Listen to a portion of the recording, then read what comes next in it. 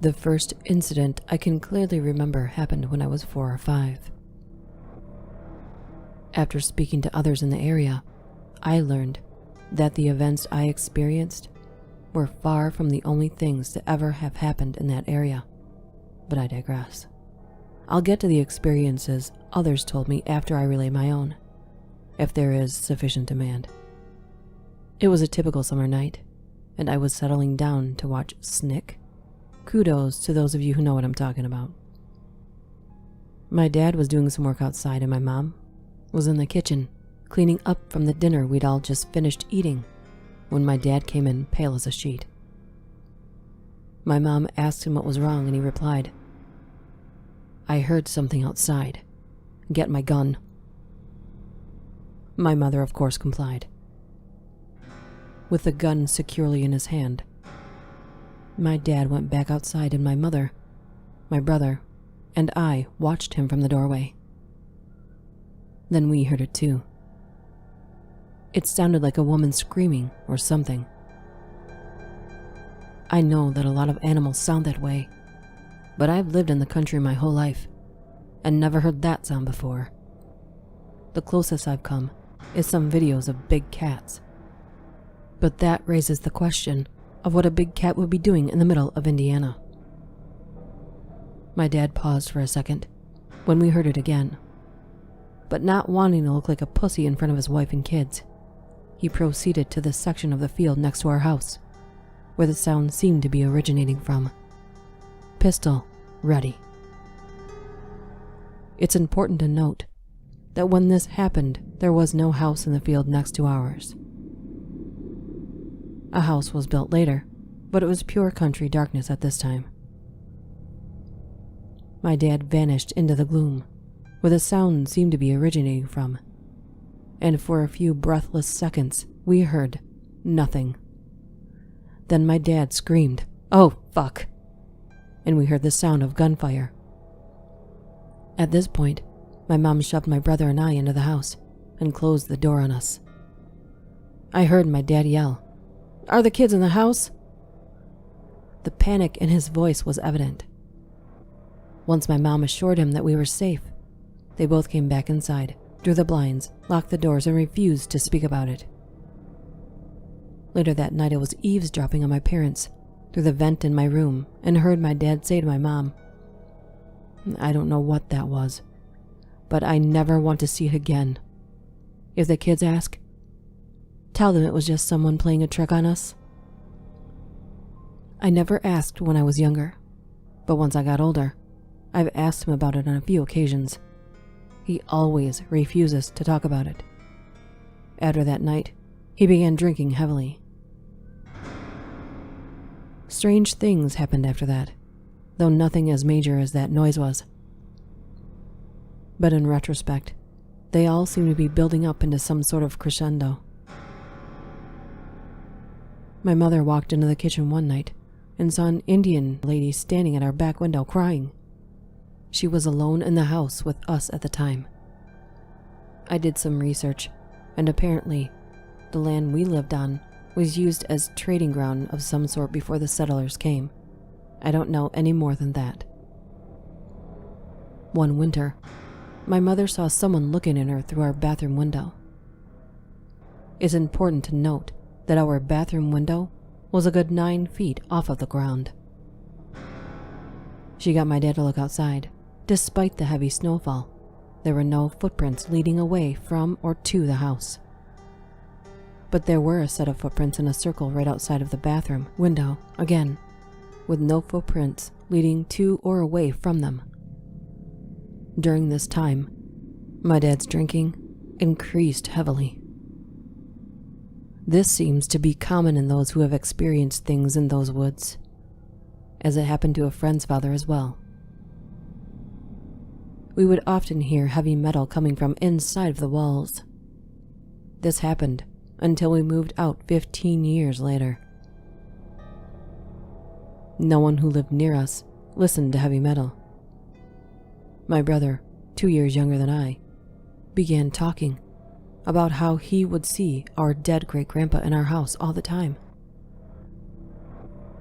I wouldn't give any credit to this, due to his age, except for the fact that he apparently described the suit my great-grandpa was buried in great detail.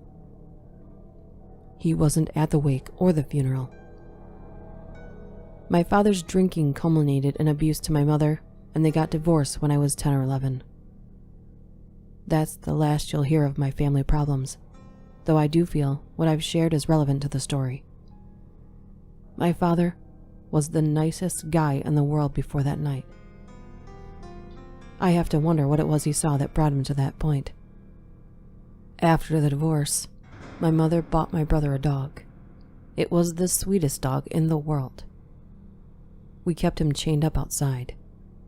Every now and then, he would break loose, but he would never be gone for more than an hour or two. One day he broke free and didn't come back. My brother was heartbroken. My mother promised him a new dog if that one didn't come back in a week. A week to the day after that we found out what happened to the dog. Well, sort of. My brother's screams woke me up that morning. My mother and I walked outside to see what was wrong. It was obvious what was wrong. The skin from the top of the dog's head was lying on our back porch. Just the skin. Just from the top of its head. It looked as if someone had ripped it off. The cut wasn't clean at all. We never did find the body, but we buried the skin in the backyard. Once I entered middle school, I made a friend in the grade above me. He lived about a half-mile down the road, so that was very convenient for me. One night, I was over at his house, and he began telling me stories that his brother had told him. Stories about a beast with red eyes that lived in the woods and would get you if you weren't careful. He told me he'd seen it a few times. Once, watching him from the top of a mulberry tree that grew across the road from his house. Another time, while walking back from a friend of his, watching him from the tree line across a cornfield. Again, at the same friend's house, on the roof of his garage. The fourth time he saw it, he said, was right outside of a screen door at his grandpa's house. He said it was crouched down on all fours, like some kind of an animal. The other times it had been too far away for him to make out its shape. Apparently it was humanoid, but comprised entirely of darkness and shadow, except for the burning red eyes. I, of course, didn't believe him, but I still looked over my shoulder the entire way home. When I got home, I was greeted by my brother's sobbing. I told him to calm down and tell me what had happened.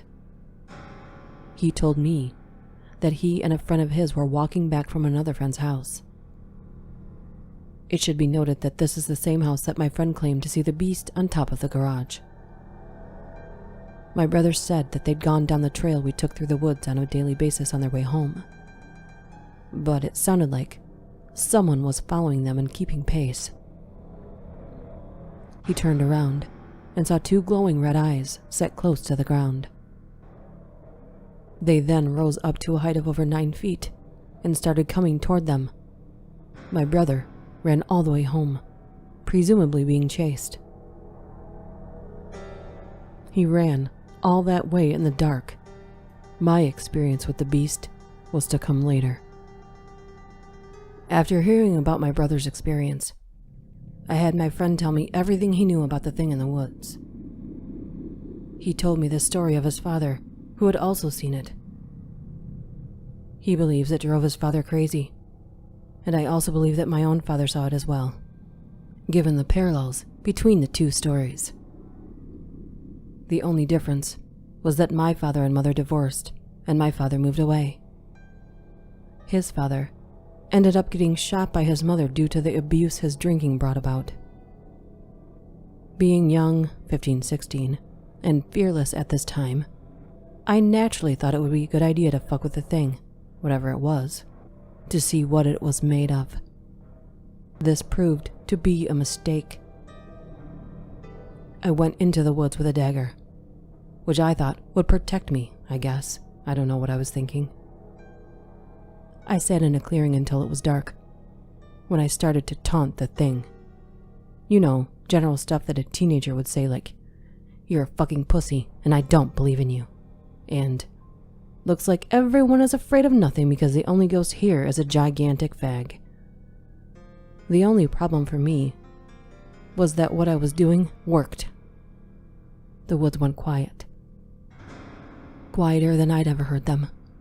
Then, in the distance, I heard the snap, snap, snap of something heavy taking slow, methodical steps toward me, breaking branches under its feet. Snap, snap, snap. I was still brave. I stood my ground. When the sound got to be about 30 feet away from me, I heard a tree crash to the ground, followed by the same snap, snap, snap. I started to get nervous at this point. If it could push over a tree, it could seriously fuck me up. The walking started to get faster. Snap, snap, snap, snap, snap, snap, snap. A sense of dread came over me at that point, which I experienced later with my face-to-face encounter. I pissed myself, dropped the dagger, and ran home. Did I mention I was home alone that night? I got inside, slammed the door behind me, locked it, deadbolted it, got a clean change of clothes, and hopped in the shower. While I was showering, the noises started. It was like something with large claws was scratching the side of the house. Sometimes it would hit the house, hard enough to shake pictures off of the walls. I put on my headphones and huddled in my room until my mom got home, which is when the noises stopped. I didn't tell her anything. The next morning I looked outside, and there were no scratches on the side of the house, nor were there any dents where you'd expect from something hitting it that hard. I walked out to the clearing I was in and found my dagger buried hilt deep in a tree. I tried pulling it out, but it wouldn't budge. On my last visit to that location, it was no longer there. I never went into the woods at night again. Things were as calm as they ever were after that, though the heavy metal coming from our walls was loud as ever. By this point I had begun listening to metal myself, so it didn't bother me as much as it did the rest of the family.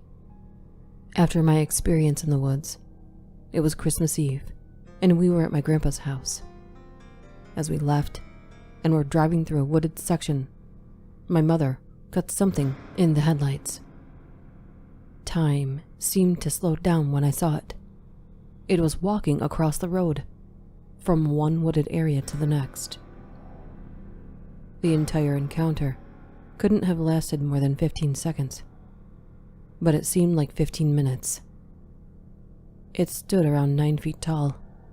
The body was humanoid in shape, but it was made up entirely of darkness.